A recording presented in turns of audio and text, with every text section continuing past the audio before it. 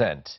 Well, time now for market analysis, particularly stateside. We're joined by David Dietze. He's the founder and president chief investment strategist at Point View Wealth Management, speaking to us from Summit, New Jersey in the U.S. David, what concerns you most about where the market is headed right now? Is it the sort of the frayed tensions between the U.S. and China, or is it the lofty valuations, the terrible economic data, or all of the above?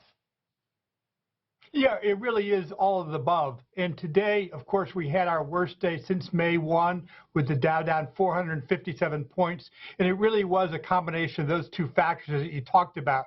There was a group of Republican senators who proposed legislation which would impose sanctions on China if it failed to cooperate with the coronavirus investigation. It seems to me they are looking to pick a fight. That does not bode well for Wall Street. And of course, at the same time, we heard some very sobering testimony from White House Health Advisor Dr. Anthony Fauci, who talked about all sorts of further death if states reopen too quickly. Of course, at the same time, Los Angeles talked about shelter-in-place orders staying in place through July. So those were sobering reminders to Wall Street that there's not going to be any easy rebound back into any kind of sense of normalcy. At the same time, as you pointed out, the S&P 500 is up close to 31%.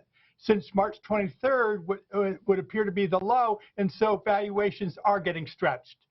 David, so much heavy lifting was done last year to get the trade deal between the U.S. and China to where it is today, and Donald Trump doesn't at all seem to be in the mood to sort of renegotiate the other phases of that. And we know that he's moving to a re-election in November, making it, of course, very political. Are you concerned that things are going to get a lot worse on that front if he's to embolden his base up in the lead up to November of this year?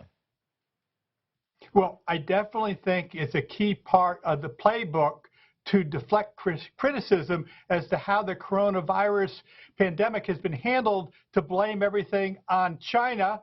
So I think you're going to hear more and more criticism, more and more opportunities to try and pick a fight there. The only savior for Wall Street is, I think Wall Street also understands that's part of the playbook.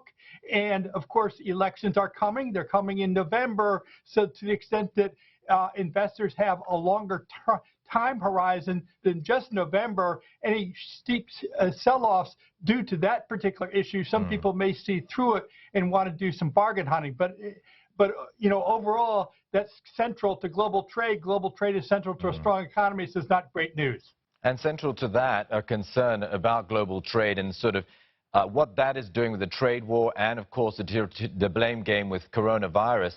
Are you seeing any evidence of structural shifts in production being brought back onto domestic shores of the U.S.? And is there any sort of theme that you can extract from that from the stock market perspective?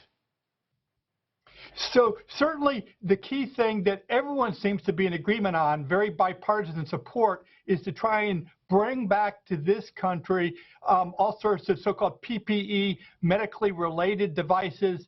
No one wants to be dependent on China to get more face masks, to get other sorts of devices that are necessary for handling healthcare emergencies. I think there's bipartisan support for that.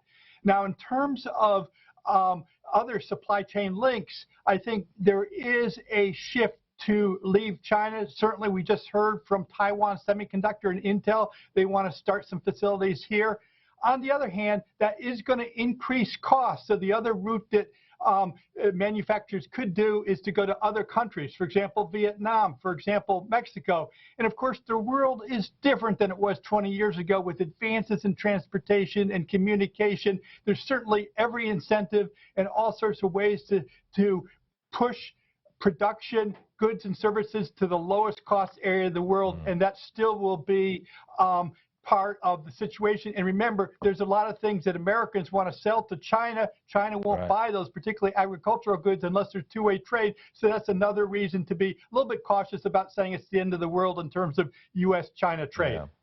Well, if anything, moving production back on shore could increase costs and maybe be good for inflation. But I tell you what, David, we're not seeing any signs of that. If anything, the risk of deflation, which is a key focus on our show today with all our guests on this morning. What does the stock market look like in an environment of lack of inflation or even deflation? Well, so the bad news, of course, is that, why are we seeing the deflation? The reason we're seeing the deflation is there's a lack of demand for products and services. Now, in fairness, a lot of that was state-created. The states told people to stay at home, not spend money. So that's understandable. So there, of course, we're looking for the healthcare breakthroughs to give people the confidence to get back out there. The other thing, of course, is that there's a lack of demand to borrow money, and that also is pushing down the interest rates.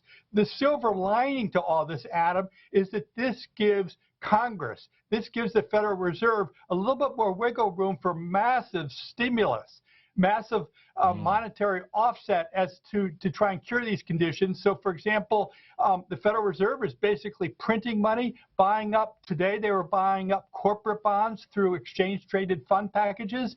The Democrats in Senate proposed a $3 trillion stimulus package. No one is concerned about inflation. No one's concerned about deficits. So that allows them a little more flexibility to try and stimulate this economy out of what is really a recession right now. So then there should be ready buyers for the pile of U.S. Treasuries that are going to have to be issued, right, to pay for all those deficits. Do you see interest rates in the United States remaining anchored, despite the fact that the U.S. is going to be running those massive deficits and needing to raise more money? For the near term, I think people are more concerned about the safety of their principal than the return of their principal. So despite the fact that like the 2-year Treasury interest rate is practically at an all-time low, there's endless demand for that.